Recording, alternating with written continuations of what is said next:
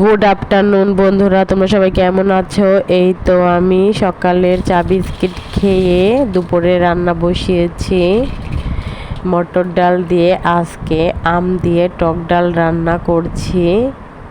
ডাল আমার অনেকক্ষণই ফুটেছে, এখন আমি সর্ষে ফোড়ন দিয়ে ডালটা সম্বার দিয়ে নিচ্ছি। আর জানোই তো গরমকাল পড়ে গেছে, গরমের দিনে ভাতের সাথে একটা ডাল হলে টক সেই লাগে, টক ডাল। আর আমরা তো 12 মাসই টক ডাল খাই, আমের দিনে আম দিয়ে, আর যে কোনো সময় যেই টকের জিনিস ওঠে সেইটা দিয়ে আমাদের ডাল রান্না করা হয়।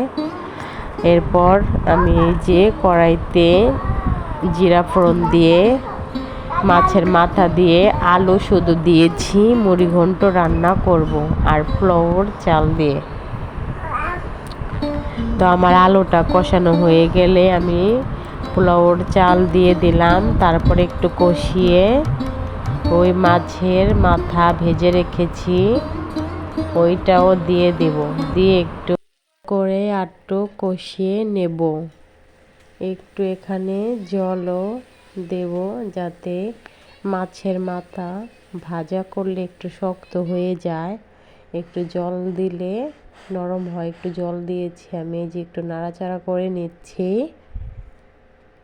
এরপর আমি আর একটু জল দিচ্ছি, আর একটু ভালো করে কষিয়ে নেব।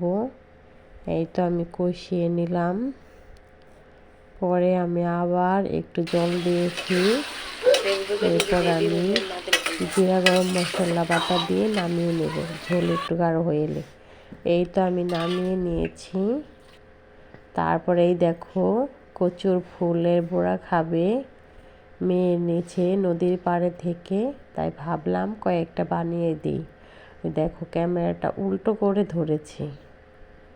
এই তো তারপর আমার রান্না বাড়া শেষ, আমি এখন বাসনগুলো ধুয়ে নেব। রান্না করার পর অনেক বাসন বের হয়, আবার এগুলো মাছ যা ঘষা করে নিয়ে ভালো করে আমি ধুয়ে নিব।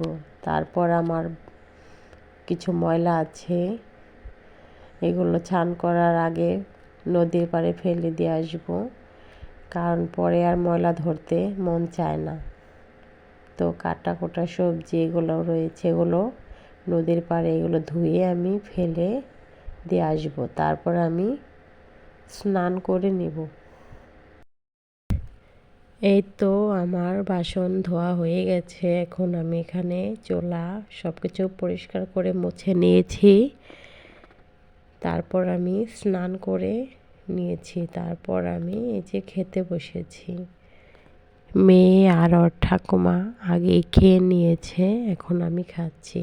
আর আমার ভিডিও যদি ভালো লাগে বন্ধুরা তোমরা দেখো, আর একটি করে লাইক কমেন্ট শেয়ার করে দিও, আর আমার চ্যানেলটা সাবস্ক্রাইব করে দিও। ধন্যবাদ তোমাদের সবাইকে।